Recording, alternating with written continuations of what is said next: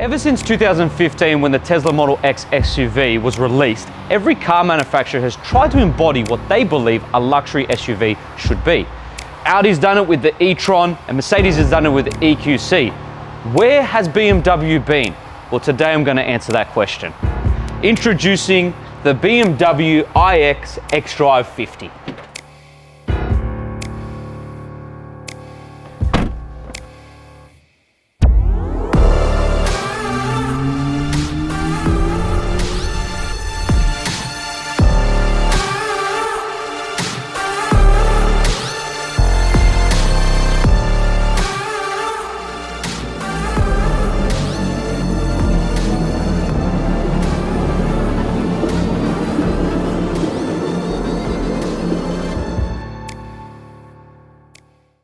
Okay, let's address the elephant in the room, and that is this gargantuan grille. But let's be honest, it's not the first time we've seen this grille. We've seen this on the M3 and the M4. And to be fair, that grew on me, and I'm sure it grew on you guys. So with looks that only a mother can love, that grille does serve a purpose. And that purpose is that it hides all the safety electronics of the car. And it has healing properties, just like Deadpool. But unlike Deadpool, it's actually useful. And what I'm saying is it's made out of polyurethane, which means if it does get scratched, if someone doesn't like your car and they scratch the front grille, it will heal itself. So talking about the overall front design of the car, I really like this bonnet. It really looks similar to the M4 and M3 with these aggressive bulges in the bonnet that lead into the grille. I think it makes it look really aggressive and sporty. Leading down to these headlights, the nice thin design with their laser lights complement that aggressive front bonnet and make this car look really aggressive and has some presence on the road when you're driving it. When we move down to the front bumper, it's got the sport pack, so that means it gets the more aggressive front bumper and actually has vents that serve a purpose. Coming back to that grille, I don't know what you guys think about it, but let me know in the comments because it makes its way into the bottom portion of the bumper and has more like a beaver-like or bunny-like teeth look. And I don't know, I'm a bit iffy about it still, but again, it might grow on me. Now, I'm gonna say this, most electric cars have a front. With this BMW, unfortunately, you don't have that. So you've got to ask yourself, how do you fill up the washer fluids? Well, BMW's thought about that. You do it right there.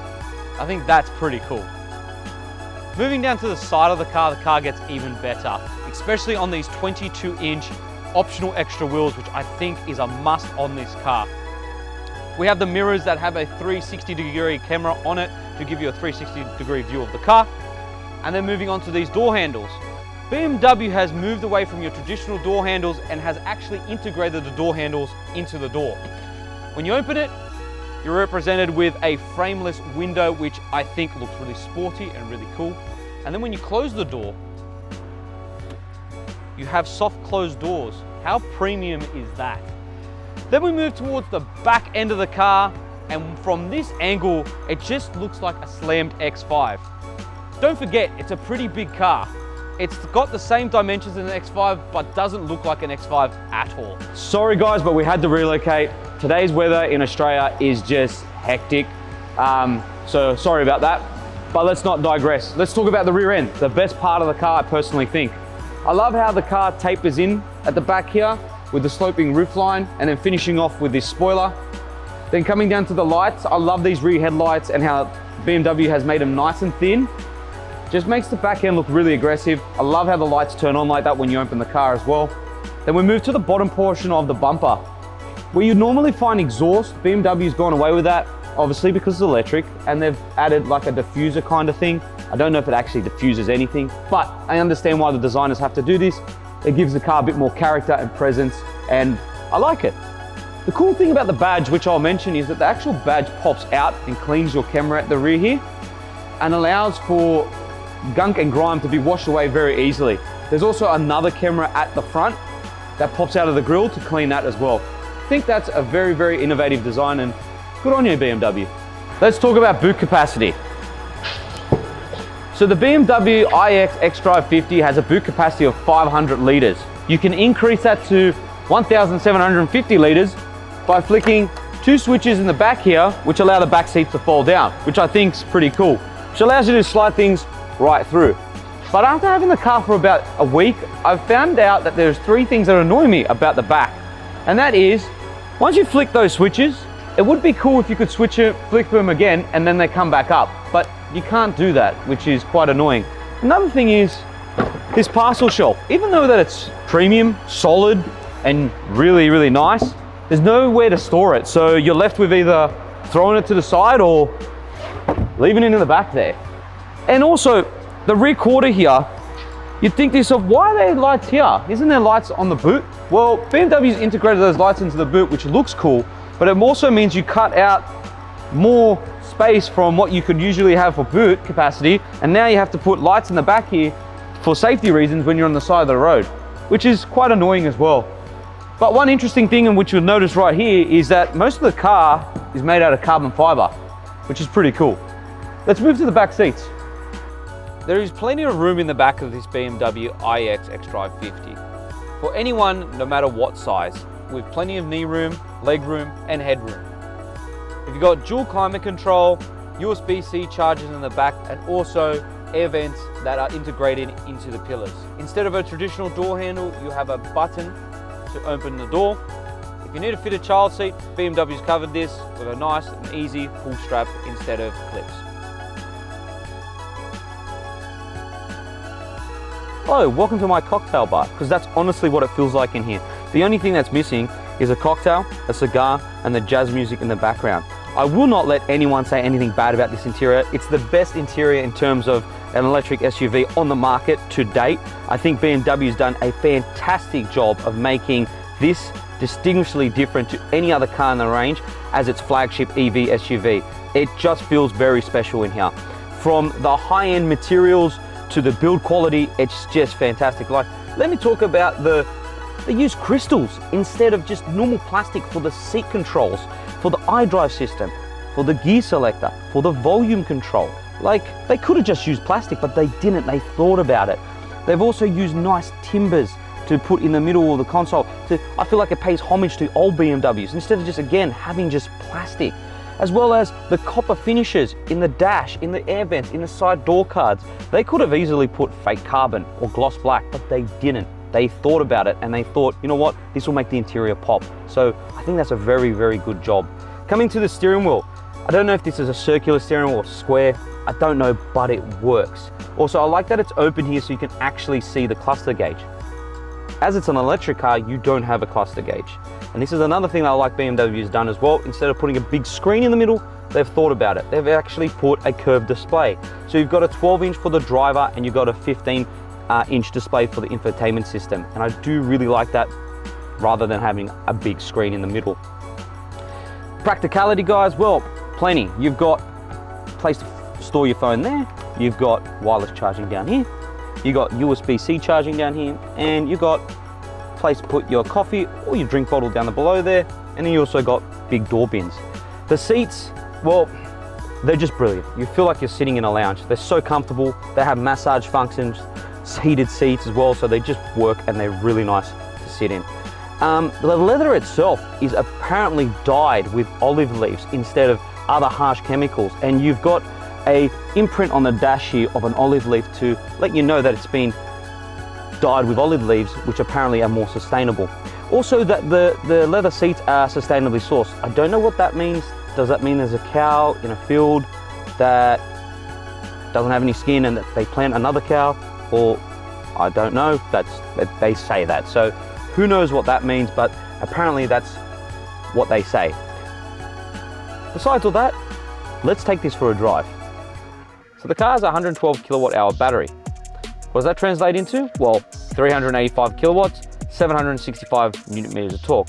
Sending all that power to a BMW xDrive all drive system with an electric motor at the front and an electric motor at the rear. How do we put it into the most aggressive mode? Well, easily. We put modes.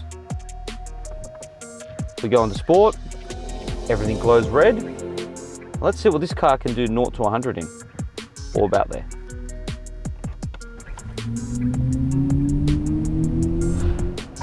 Yep, that's quick. That's quite quick.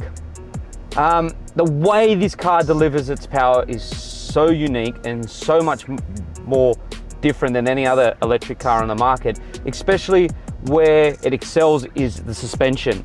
It's so smooth.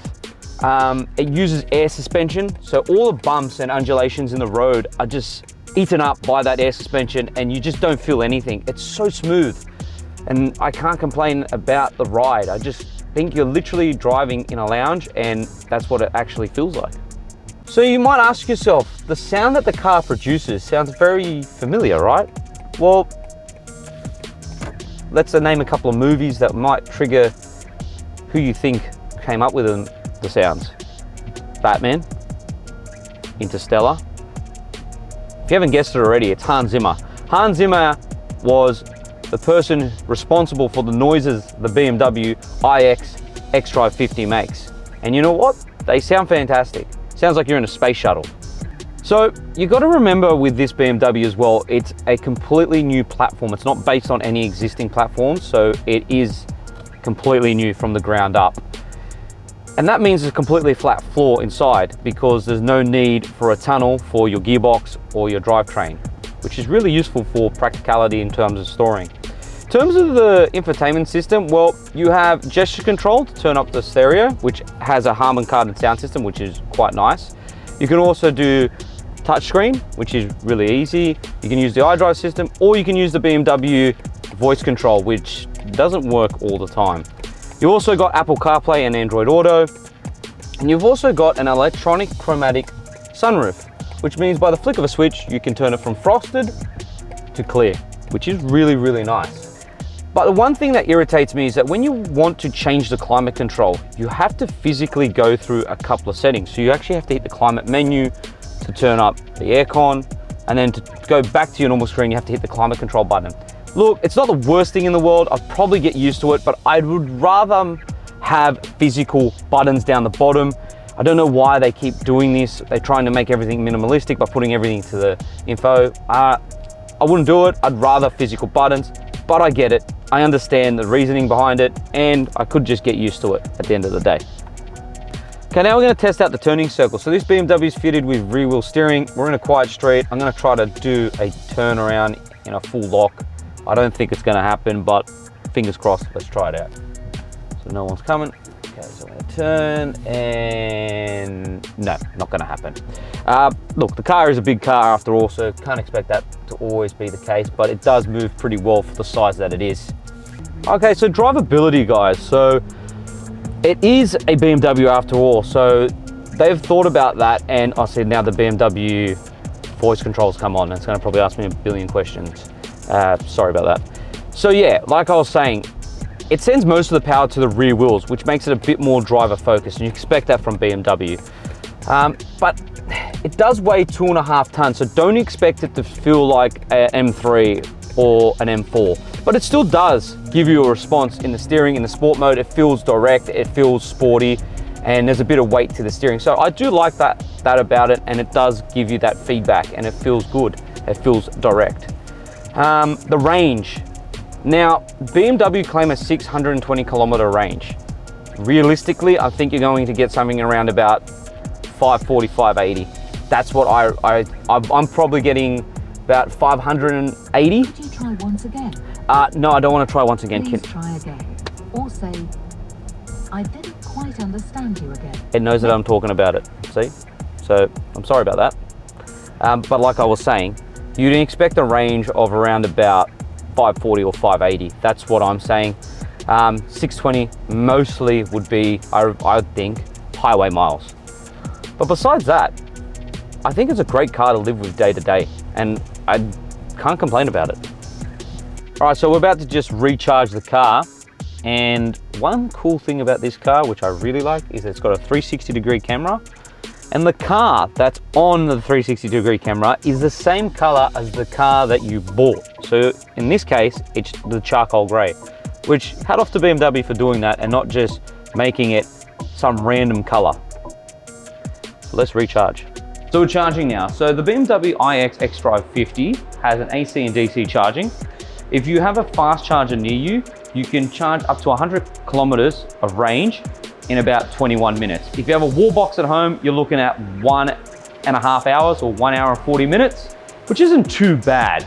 The annoying thing is that finding these fast chargers in Australia is quite hard. There's not a lot of them around, and that's an issue. But I guess over time, more people buying electric cars, they won't be such of an issue after all.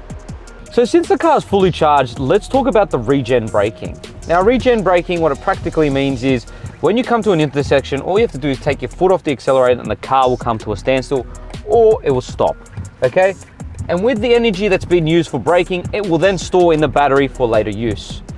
Now, in the Beamer, it's called B mode, and it's either on or off, which is quite frustrating because in most other electric cars, you have different modes of it, which you can choose the severity of how much it brakes. So I wish this Beamer had it, but it doesn't. It's not the biggest issue in the world. All right, so you're probably wondering, Sal, why haven't you mentioned the price of the car?